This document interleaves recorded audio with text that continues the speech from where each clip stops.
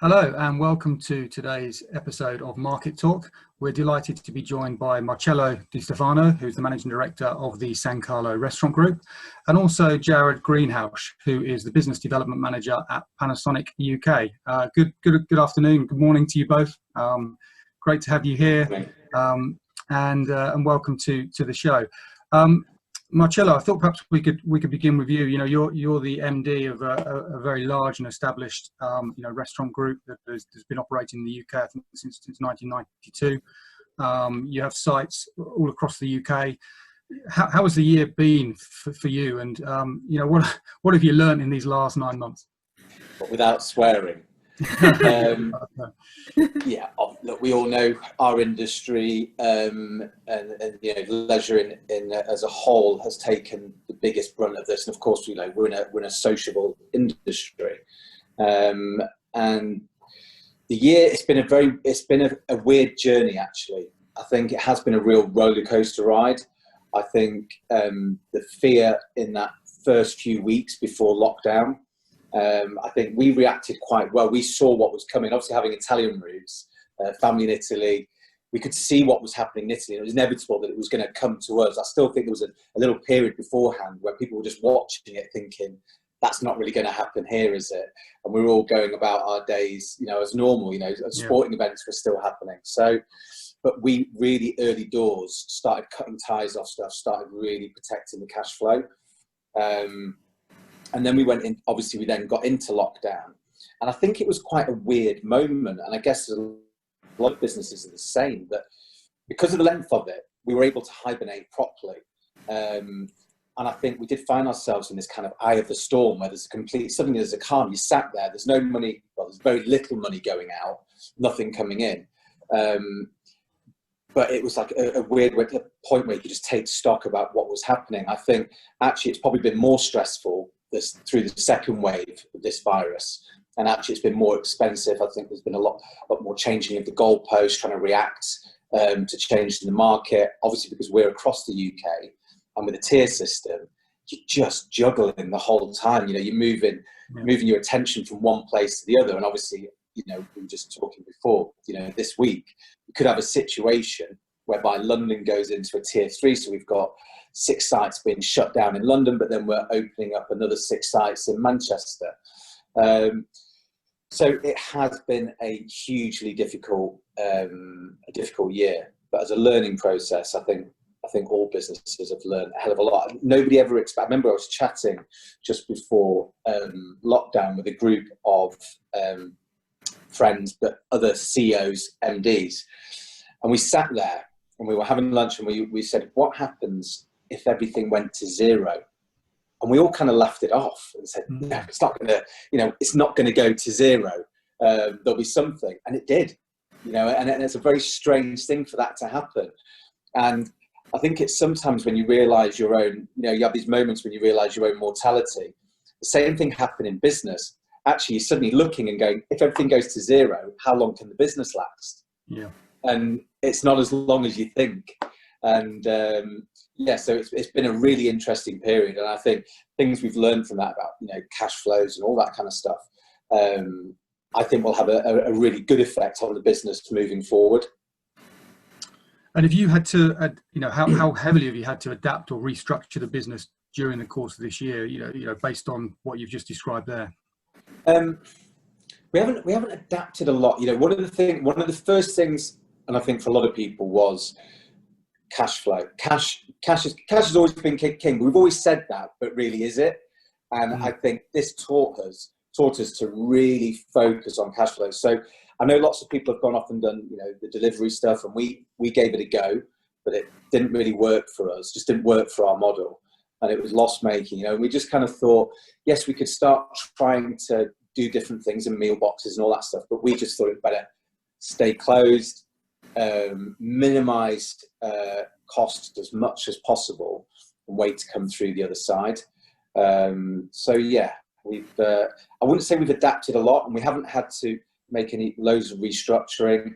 We are quite a lean senior team anyway, so it wasn't like there was lots of cuts to be made. It was kind of just bunker down, put your helmet on, and get through this. And that's how we're seeing coming out the other side of it. All hands to the pumps, indeed. Jared, if I'll just bring you into the conversation now. Marcello mentioned trying a delivery model. Obviously, Panasonic's professional cooking solutions, you've got the speed convection oven and you've got the microwaves. So has the fact that more operators have had to turn to delivery, has that actually been a boon for Panasonic in the UK? I wouldn't describe it as a boom.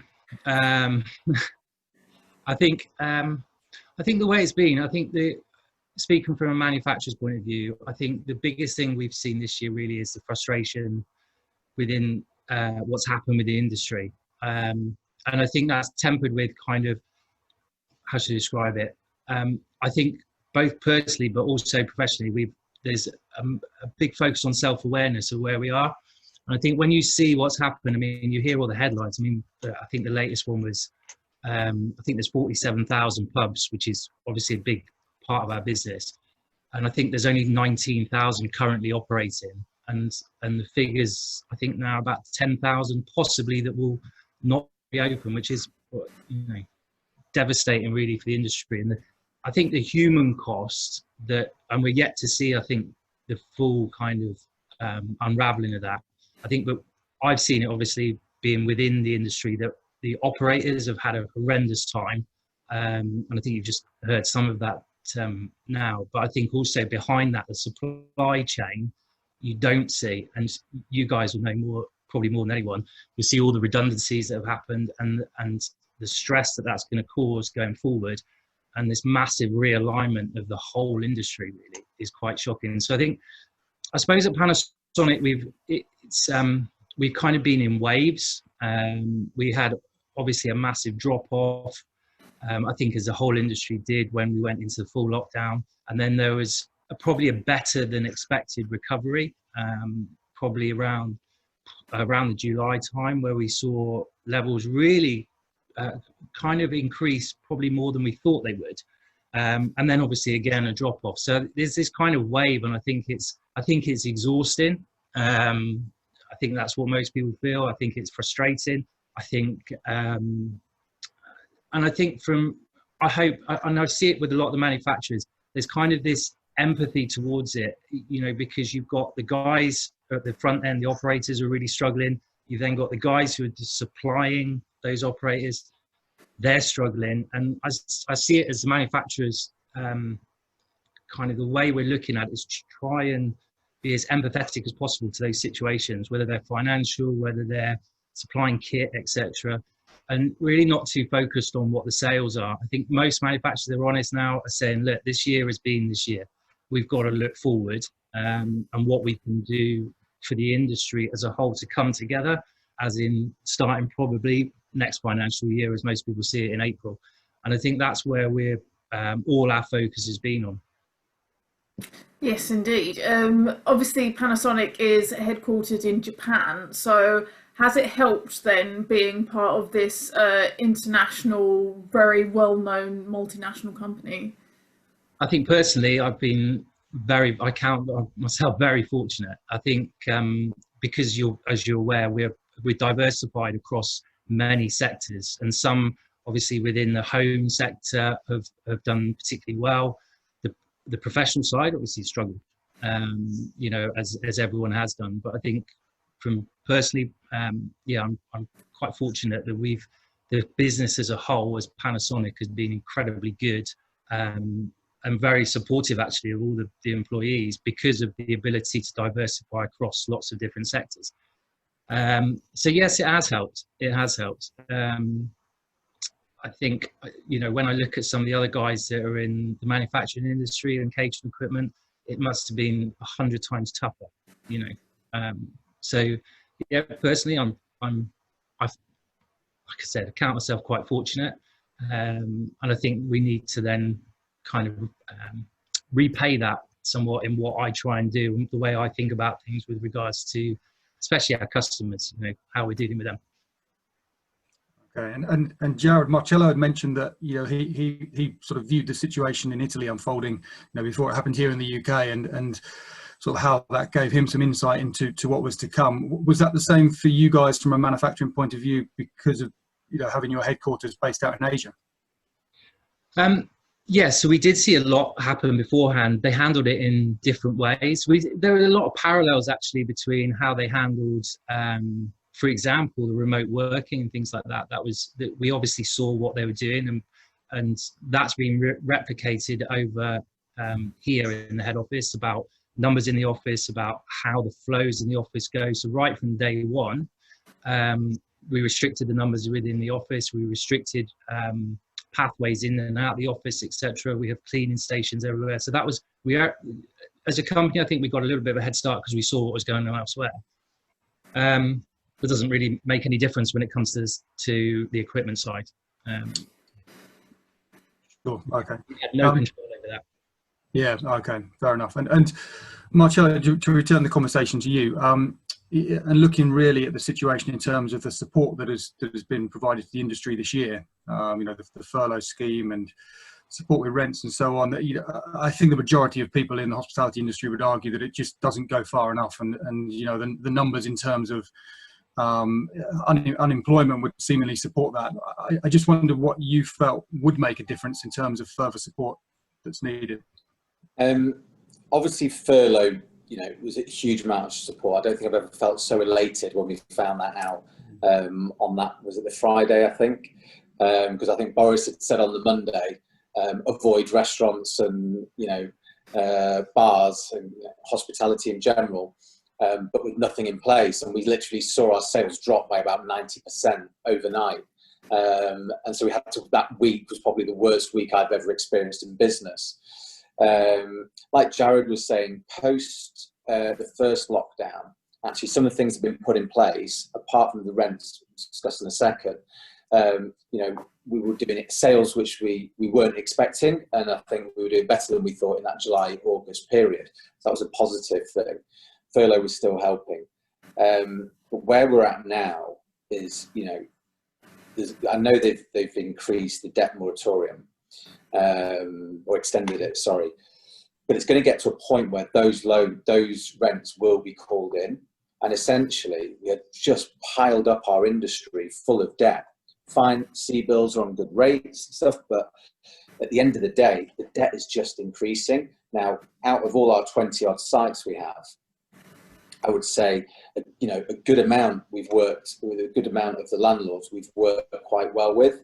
And they've been good with us, and they've helped us out. But we're still paying rents during a period when we've been shut down. So whether it's a 50% discount or whatever it is, we're still paying a rent, and that essentially is going to take its toll. Now their viewpoint was, well, you're able to take out loans to pay us. Well, we're not just taking out loans to pay the landlords. So, and the grants that have just been put in place, £3,000 a month, it doesn't cover anything. For a lot of, especially London operators, a lot of our rents are over £10,000 a week.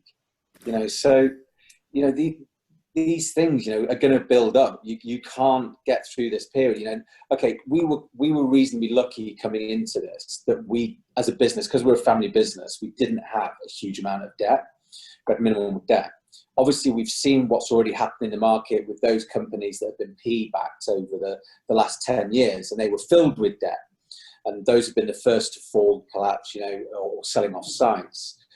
But there's lots of smaller operators out there which, didn't have the funds going into COVID, which have given them a cushion, essentially, like we had. Not a lot, but we had enough to get us through this period, that are going to come out the other side of this. And the moment that debt moratorium comes out, are going to be in some serious trouble. So I think these grants need to be increased, or there needs to be help on the rent side of it.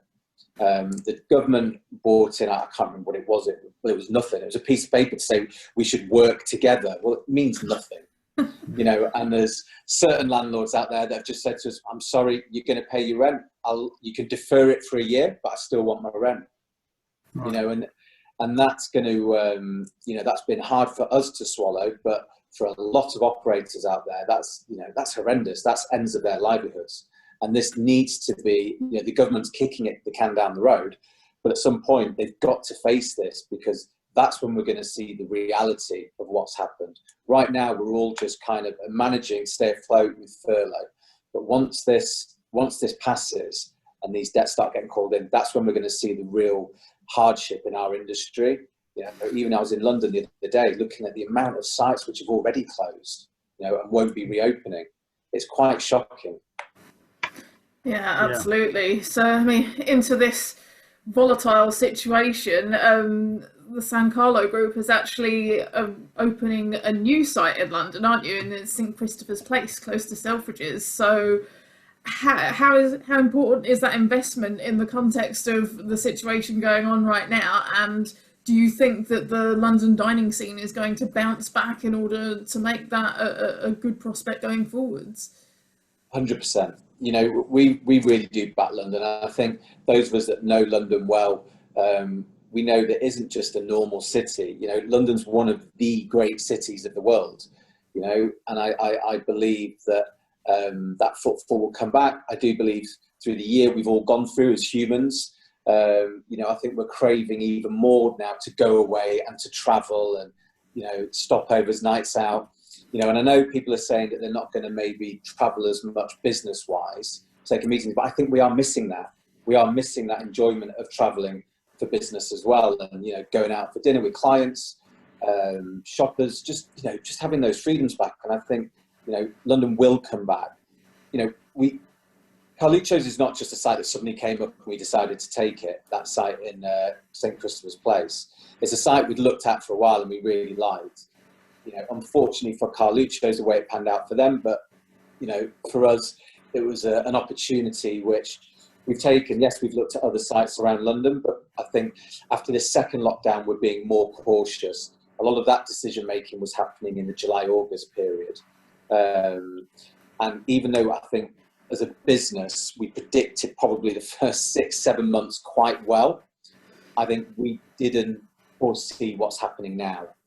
We didn't expect December to be as bad as it has been, and, you know, the likelihood that January, you know, third waves we're talking about, you know, could get worse again. So, you know, like Jared was saying earlier, as a business, I guess like they're doing, it's kind of get through this year. You know, this year's done, and half of 2021 is probably done, but we've got to look forward to the future. And I think, you know, if we can take a few of those opportunities, then great.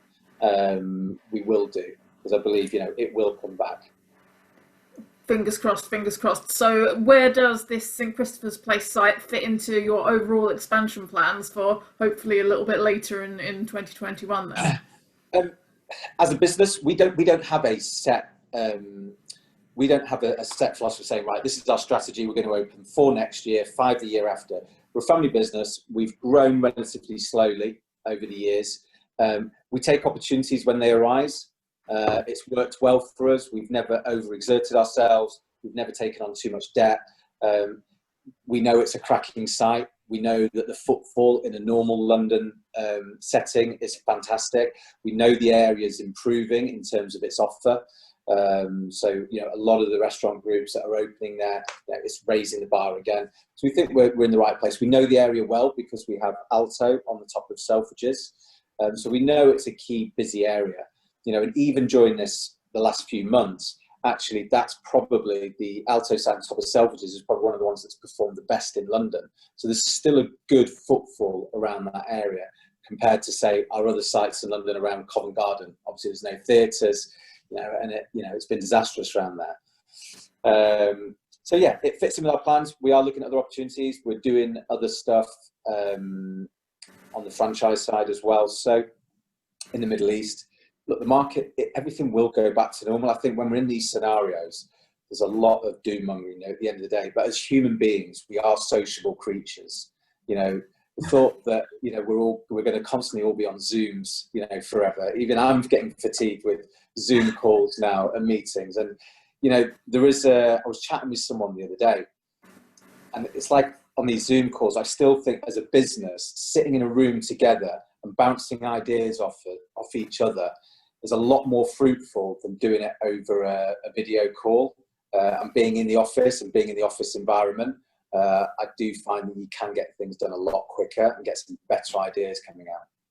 Yeah, So that's certainly. I think that's, that does seem to be the general consensus now. At the very beginning of the lockdown, I think there was so much novelty, element attached to it all. But now I think people are realising that they're kind of yearning for what we had previously. Jared, I presume that's probably the case for you, isn't it? It's been probably difficult to get out this year and meet with customers and partners and so on, and you guess you're itching to do that again in 2021. Yeah, I think you're right. I mean, I've always been remote anyway, but I think it's all very well being remote, but having the social aspect of the office, like a comfort blanket, the office to go into. And Marcello's right there. I think we're all kind of social animals. So even when you're in the office, it makes that little bit of difference. Even if you're in there once a week or twice a week, I think it gives you a release. It gives you something different. With regards to seeing customers, it's been terrifically difficult because of the COVID regulations in place in most of our customers, or our direct customers, as in dealers, wouldn't allow us into sites. They're not allowed into offices. Obviously, with the operators being closed or being very restricted again, that's very difficult. So, yeah, we've all become experts, I think, on Microsoft Teams or Zoom, whichever one you decide to. Whichever, it's like an Xbox versus PlayStation, isn't it, between Teams and Zoom? So yeah, I think from my point of view personally, next year it's part of what we do in the sales side is to go out and see people and work with people. And yeah, we do miss it. I think most of the people that are remote based or on the road generally find the reason why they're there is because they don't want to be sat in an office or sat at home. So yeah, I do miss it. I think it's and we won't take it for granted again, I don't think. No, definitely not. So, yeah, I mean, from our point of view, going into next year, we've already started. I mean, really, we started probably back in the summer, realigning everything that we're doing. So we took it as an opportunity to say, what can we do? How can we do things differently? And I think for us, and I think our main thing is that we've probably got the biggest or the most comprehensive range of accelerated cooking, right from basic microwaves to speed ovens. And so I think really it's given us the opportunity to have a look at the industry as a whole, where we sit, what we do, how we do things, and how do we know that we've got good products, but that's not the whole story. So a lot of what we're focused on is getting to the front line, getting to operators, making them understand what range that we've got, the capabilities of having variable power microwaves, which aren't readily available, what that means to your business, and really how it can. And I think this is going to be critical come next year, because we're going to see a lot of new businesses come up, new ways of doing things. You're already seeing it, I think, within the industry and a lot of people talked about this death on the casual dining side, which probably has been accelerated by probably 5 to 10 years, where that kind of that boom that was there 15 years ago is now subsided. And you've seen a lot of those restaurants, unfortunately, basically go out of existence, or shrink or change. And I think now you're seeing a new marketplace. We saw with the coffee how that came in and then changed and then evolved, etc. And I think we're going to see an evolution within the industry over the next 5 years. And what I'd say is this is one of the best industries for innovation and for moving with the times and doing different things. So, and I think we'll see that. And I think the bounce back we'll see will be stronger than people expect. I think you've got people who really got good ideas in the operators. And I think we'll see that. And I think you'll see it coming together where you've got the technology. I'm all constantly seeing new technologies coming in from the cooking side. We're not alone in doing that, but we're trying to push the boundaries of the technology in order to make the operator experience better and then to make the customer experience better. So I think, from our point of view, that's our focus for next year, is really pushing Panasonic's really virtues to the front, which is really our technology is very, very good. I think we've got some innovative ideas that we've got with the machines, and we'll continue to evolve that. And we've also got the benefit of having, like you said earlier on, we're a global company with lots of different sectors, and we're looking at how we bring them now all together. So we've got a short, medium, long-term strategy on different things that we want to achieve. But I think next year really for me is just about pushing Panasonic to the forefront of the accelerated cooking as a whole, and saying, look, Panasonic's always carried a good name, but I don't quite think that we've really got that message across. So that's ask you a question, Jared. Yeah. With all the talk, it's something we've been thinking about recently, with all sustainability, carbon footprints, a lot of all the big corporations, have been looking at it for a long time now. Yes. In terms of our industry, if you think about the amount of gas our industry burns every single day, do you think there will be and it's something we're going to look at for the future, at the moment it's probably too costly, but a big change from gas stoves to induction hobs throughout hospitality? I'm asking about a previous, I have a little bit of knowledge from a previous company that I used to work with, so I can touch on it with induction. I think the issue we've always had with induction generally is fear of the unknown. Okay, and chefs are creatures, in my opinion, chefs are creatures of habit. The reason they like gas is it's instant heat, for example. The controllability, even though it's more expensive than the electric side, and less efficient.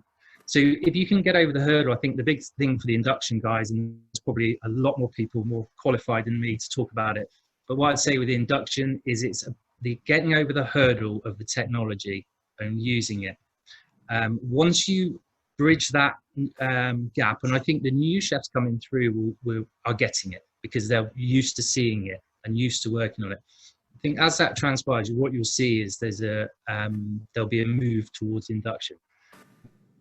Mainly because, like you said, the cost implications. If you get, the top end induction, you're running on about 95% efficiency. I think gas is probably 50. So from an operator's point of view, it makes perfect sense. Sorry, I think there's a delay there. I was just saying, I know walking into my kitchens, half the time we see chefs have just left the gas on full even when they're not using it, just ready for when they need to use it. The old school kitchens, when they used to come on at 7 o'clock in the morning, they weren't cooking until lunchtime, they turn them on. So rather than turning on the heating, they just turn on the old 6 burners.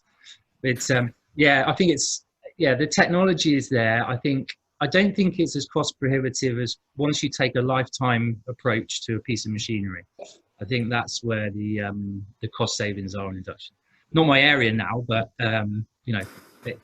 you are right. The sustainability factor is huge. I mean, it cuts across us as well. So I think most of the manufacturers are looking at the sustainability side, on the cost reduction of cost in use, really. And the more operators that ask for it, the quicker that technology comes in. And I think that, over the coming years, we look at about, I suppose, our top end microwave, so our 1878 is about, on our previous model, or the 1853, is about 6.5% saving on the energy. So if you can replicate that across your estate, and then you've got 50 estates, 50 outlets, you've suddenly got a huge saving. So that's, I think the more forward-thinking operators are looking at that, definitely. It's always been kind of, we like sustainability, but I don't think it's quite got there yet. But yeah, on induction, I'm a big advocate of it. I think it's terrific technology. Guys, we're starting to get to the end now, and slowly running out of time. Just to finish with you, Marcello, and on the subject of kitchens, I know you obviously put a lot of emphasis on the group being kind of fiercely independent, but obviously you have multiple outlets. Do you take each kitchen on its own merit, or do you have a sort of template approach? There's a template approach because we've got an offer that we need to put out. So if it's, you've got to have a pizza oven, pasta cookers, got to have enough hobs, burners. So there has to be a certain amount, but the site will drive first. And kitchens for us, obviously for us, we get the revenue on the floor space. So the kitchen will always be marginalised. We'll always try and make it as small as possible. And actually, we've been really good at that. over the years. So a lot of sites we've taken, especially in London, where typically sites in London are never, unless it's a new build, they're never easy sites to fit out. So you've really got to work in quite a complicated space. Yeah, no, we don't have central kitchens. We've wanted to make sure that as we've grown, we are still very much about the quality of food, and we believe that, you know, if you're paying a premium, it should be cooked on the premises. You know, we really feel strongly about that, and you do see a lot of companies out there that grow to a certain point, then develop their central kitchens. Essentially, I think you're cheapening the product at the end. I think you're pulling the wool over the eyes of the customer. More and more, we want to see fresh produce cooked on the premises. But in terms of the kitchen themselves, yeah, we've worked in some really tight spaces. But, you know, I think it's good. I think it makes chefs more efficient. I'd never allow chefs to design the kitchen themselves, because it'll always be too big and too much. You know, I let them do it once, never again. So, yeah, you always need to calm down. You know, the smaller amount of fridge space you need, the less stuff they prepare it. You know, for us, I think actually they just work a lot more efficiently in smaller spaces. Yeah, sure. Okay. Well, that's a great note to end on, and we wish you the very best of luck with the new launch that you've got taking place in spring next year, and hopefully there'll be fingers crossed we can open it in spring. Crossed, definitely. Thank you as well, Jared, for joining us as well. This is the last episode of Market Talk before Christmas, so we'd like to wish everyone a Merry Christmas and a Happy New Year, and we'll be back in early 2021.